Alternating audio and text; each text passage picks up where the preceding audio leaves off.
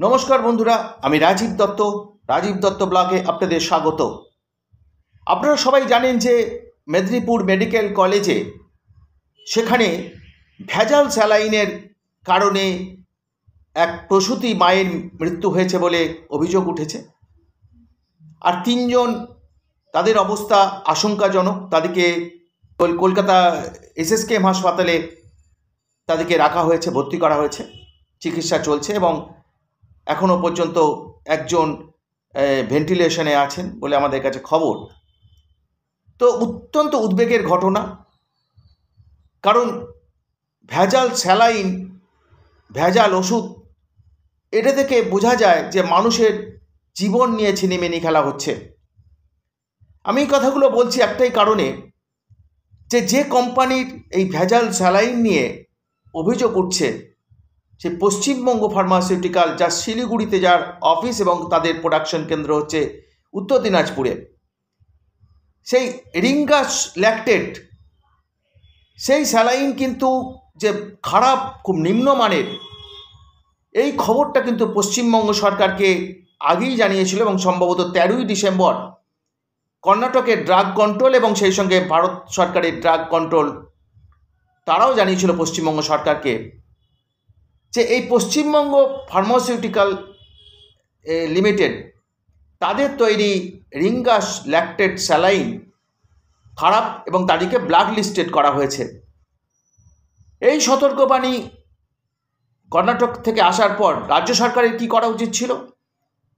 এই কোম্পানিকে black listed করা উচিত ছিল এবং তাদের যে মালগুলো কেনা হয়েছে, যে ওষুধগুলো কেনা হয়েছে সেন্ট্রাল মেডিকেল স্টোরে, যেগুলো কেনা হয়েছে, যেগুলো বিভিন্ন রাজ্যের বিভিন্ন হাসপাতালে যাবে, সেগুলোকে বন্ধ করা উচিত ছিল, সরিয়ে ফেলা উচিত ছিল, কন্ডেম করা উচিত ছিল এবং বিভিন্ন হাসপাতালে যেগুলো চলে গেছে সেগুলোকে ফিরিয়ে আনার জন্য ব্যবস্থা নেওয়া উচিত ছিল। কিচ্ছু করা হয়নি বলে অভিযোগ, এখনও করা হয়নি। এবং ঘটনা ঘটার পর এখনও কিন্তু অভিযোগ যে বহু জায়গায় এই সংস্থার ওষুধ চলছে, আবার বহু জায়গায় বন্ধ হয়েছে। এবং যেখানে বন্ধ করা হয়েছে, যেখানে এই সংস্থার ওষুধ বন্ধ করা হয়েছে বা স্যালাইন বন্ধ করা হয়েছে, সেখানে যথেষ্ট স্যালাইন সাপ্লাই নেই, যার ফলে আবার রুগীরা অন্যরকম সমস্যায় পড়ছেন। ওষুধের অভাব দেখা দিয়েছে, সেখানে স্যালাইনের অভাব দেখা দিয়েছে। এবং সবথেকে গুরুত্বপূর্ণ যে ঘটনা, যে এত বড় ঘটনা এবং যে অভিযোগটা বারবার ডাক্তারদের সংগঠনরা তুলছে, যে এই ঘটনার তদন্ত বিচার বিভাগীয় কোনো জুডিশিয়াল ম্যাজিস্ট্রেটকে দিয়ে করানো হোক, কোনো জাজকে দিয়ে করানো হোক। বিরোধী দল তারা ইতিমধ্যেই ইডি এবং সিবিআইয়ের তদন্ত দাবি করেছে। যদি ইডি ও সিবিআই তদন্তে খুব একটা লাভ হয় না, আমরা আরজি করের ক্ষেত্রে তো দেখছি। যাই হোক, কিন্তু এখন যে অভিযোগটা উঠছে, এবং আপনি আরেকটা জিনিস বলে রাখি, রাজ্য সরকার ইতিমধ্যেই জানেন যে সিআইডি তদন্তের নির্দেশ দিয়েছে এবং 13 সদস্যের স্বাস্থ্য বিশেষজ্ঞদের নিয়ে, ডাক্তারদের নিয়ে একটি কমিটি হয়েছে। সে কমিটির 13 সদস্যের তদন্ত কমিটি হয়েছে। তারা তদন্ত করে একটি রিপোর্ট জমা দিয়েছে রাজ্য সরকারের কাছে এবং এই রিপোর্টও কিছু কিছু প্রকাশ্যে আসছে। তাতে কিন্তু যে অভিযোগটা উঠছে, যে পুরো ঘটনাটাকে ঘুরিয়ে দেওয়ার চেষ্টা হচ্ছে। অর্থাৎ ঘটনার যে অভিযোগ, যে কোম্পানির বিরুদ্ধে, যে ভেজাল স্যালাইনের বিরুদ্ধে অভিযোগ চিকিৎসকরা করেছিলেন, সেইটাকে কোথাও যেন ঘুরিয়ে দেওয়ার চেষ্টা হচ্ছে। অর্থাৎ বলার চেষ্টা হচ্ছে, এই রিপোর্টে যেটা বলা হয়েছে শুনছি, যে স্যালাইনের কারণে নয়, যেটাকে খুব গুরুত্ব দিয়ে একদম বলা হচ্ছে যে অক্সিটোসিন বলে একটি ইনজেকশন প্রসূতি মায়ের দেওয়া হয় যখন তারা সিজার হয়, সেই সময় এই অক্সিটোসিন ইনজেকশনটা দেওয়া হয়। সেই ইনজেকশনের ডোজ, যেটা নর্মাল যে ডোজ, সেই ডোজের বেশি ডোজ দেওয়া হয়েছে, যার ফলেই কিন্তু এই ঘটনা ঘটেছে বলে এমনটা কিন্তু রিপোর্টে, এই যে 13 সদস্যের যে তদন্তকারীদের রিপোর্ট, ডাক্তারদের যে তদন্তকারী স্বাস্থ্য ভবন যেটা তৈরি করেছিল, তারা এই কথাটা বলছে। অর্থাৎ কোথাও এ থেকেই মনে হচ্ছে এবং এটাকেই গুরুত্ব দেওয়া হয়েছে যে অক্সিটোসিনের ভুল ডোজ দেওয়ার জন্যই কিন্তু এই ঘটনা ঘটেছে। এবং এটাই বারবার কিন্তু ডাক্তারদের সংগঠনরা বলছিলেন যে দেখবেন যে এই পুরো কেসটাকে কিন্তু ঘুরিয়ে দেওয়া হবে। অর্থাৎ এই কোম্পানির, জানেন যে এই কোম্পানির ইতিমধ্যে বিরোধীরা অভিযোগ করেছেন এই কোম্পানির সঙ্গে শাসক দলের যোগ রয়েছে। কেন এই কোম্পানিকে ব্ল্যাক লিস্টেড করা সত্ত্বেও, কর্ণাটক সরকার ব্ল্যাক লিস্টেড করা সত্ত্বেও, এবং এই কোম্পানির বিরুদ্ধে আরও অনেক অভিযোগ আগে এসছে, তা সত্ত্বেও কেন রাজ্য সরকার এখান থেকে ওষুধ কেনে, এই নিয়েও একটা প্রশ্ন উঠছে। এত কিছুর পরও কিন্তু কোথাও যেন মনে হচ্ছে আমাদের এই রিপোর্ট দেখে যে এই সংস্থাকে কোথাও বাঁচাবার চেষ্টা করা হচ্ছে, অর্থাৎ প্রমাণ করার চেষ্টা হচ্ছে না ভেজাল স্যালাইন নয়, ওটা যেটা বলা হচ্ছে সেটা এরপরে বলা হবে, সেটা সংবাদ মাধ্যমের প্রচার, আমরা প্রচার করছি, এটা ঠিক নয়। অর্থাৎ কোথাও ডাক্তার এবং নার্সদের ভুলটাই যেটা তুলে ধরা, সেটাকে দেখানোর চেষ্টা হচ্ছে, সেটাকেই করা হচ্ছে যে এদের ভুলেই, এই গাফিলতির কারণেই এটা হয়েছে। তাই অত্যন্ত যে আসল যে সমস্যা, আসল যে বিপদ, সেইটাকে কিন্তু এড়িয়ে গেলে এ তো মানে প্রতিটা ক্ষেত্রেই তো এটা হচ্ছে, দেখছি যে সত্য ঘটনাকে সেটাকে অন্যদিকে ঘুরিয়ে দেওয়া হচ্ছে, ঘুরিয়ে দেওয়ার একটা চেষ্টা হয় সবসময়। আমাদের রাজ্যে এটা চলছে, এটা একটা পরম্পরা হয়ে গেছে বলতে পারেন। আরজি করে যেটা দেখলাম, আরজি করে তো এই ঘটনা ঘটেছে, যে এই ঘটনার পিছনে কারণ কি, কেন আরজি করে এই মহিলা ডাক্তারকে সেখানে তাকে ধর্ষণ করে খুন করা হলো, কি কারণটা কি, সে কারণ কিন্তু একবারও কিন্তু, এবং যে অভিযোগগুলো উঠছে গাফিলতি এবং মানে ফরেন্সিক রিপোর্ট নিয়ে যে ডাউট হয়েছে, যে ফরেন্সিক রিপোর্টে যেটা ডাউট করা হয়েছে যে ওখানে খুন করা হয়নি, অনেকজন মিলে খুন করা হয়েছে, সেই সমস্ত উত্তর কিন্তু নেই। সবটাই রহস্যে ঢাকা, আমাদের রাজ্যের তদন্তের নামে সবটাই কিন্তু রহস্যে ঢাকা। যেমন আরজি কর রহস্যে ঢাকা তদন্ত, ঠিক একইভাবে এই মেদিনীপুর মেডিকেল কলেজেও যে ঘটনা ঘটেছে সেই রহস্যে ঢাকা।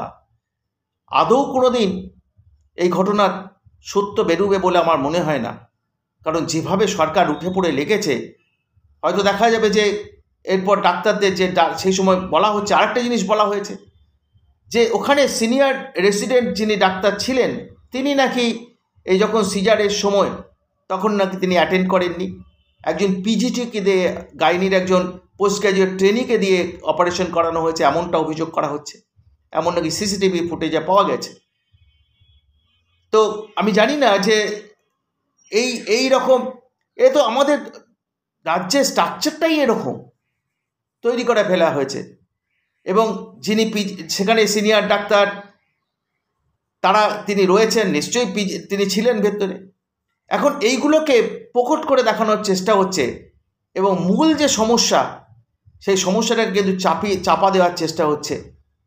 এবং আদৌ দেখব যে এটাও কিন্তু একদিন এই তদন্তের মানে যেটা হবে উঠে আসবে, এটা এখন থেকেই বলে দিচ্ছি, এই তদন্তে উঠে আসবে ডাক্তার এবং নার্সরাই দোষী। মেডিকেল কলেজে স্যালাইন এবং ওষুধ সাপ্লাই করা হয়েছিল, সেগুলোতে কোনো গোলমাল নেই। অদ্ভুত রাজ্য, সব কিছুকে ঢাকতে চায়, দুর্নীতিকে ঢাকতে, যেমন মানে এই যে শিক্ষক নিয়োগ দুর্নীতিকে ঢাকার জন্য তারা কত চেষ্টা করেছে, যার ফলে শিক্ষকরা যারা সত্যি যোগ্যতা দিয়ে চাকরি পেয়েছেন তারাও এখন মানে অনিশ্চয়তার মধ্যে দিন গুনছেন। মানে বিপদ, সবাইকে ডেকে ডেকে বিপদে ফেলে দেওয়া হচ্ছে, এবং সেই যে প্রকৃত সমস্যাটাকে সমাধান করার চেষ্টা হচ্ছে না।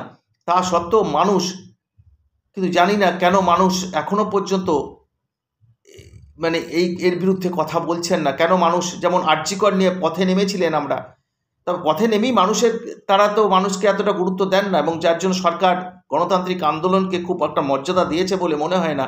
তাহলে যে আরজি করের মূল ঘটনার কারণ কি, কোথায় খুন হয়েছে, বা যেগুলো একটা খুনের ক্ষেত্রে দরকার, যে একটা এই যে একটা ঘটনা ঘটলো সেখানে মানে কোন জায়গাটা প্লেস অফ অকারেন্স কোথায় ঘটলো, কিভাবে আনা হলো, সেটা অত্যন্ত গুরুত্বপূর্ণ।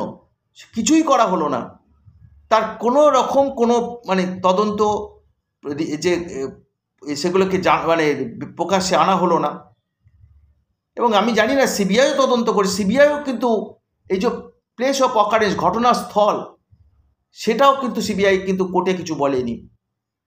অর্থাৎ সব মিলিয়ে সব ক্ষেত্রেই তদন্তটা একটা রহস্যে ঢাকা হয়ে যায়। এবং আজ এই মেদিনীপুর মেডিকেল কলেজের ক্ষেত্রে ঠিক একই জিনিস হচ্ছে, চেষ্টা করছে তদন্তটাকে গুলিয়ে দিয়ে এই কোম্পানিটাকে, অভিযোগ হচ্ছে এই কোম্পানি, যে সংস্থাটাকে বাঁচাতে, এবং যে সংস্থাকে কর্ণাটক সরকার ব্ল্যাকলিস্টেড করেছে, তাদের ওখানে তো প্রসূতি মারা গেছে বলে তারা এটা নিয়ে ড্রাগ কন্ট্রোলে তারা ড্রাগ কন্ট্রোল যে ল্যাবরেটরি সেখানে পরীক্ষা করে, তারপরেই তো তারা এটাকে ব্ল্যাকলিস্টেড করেছে।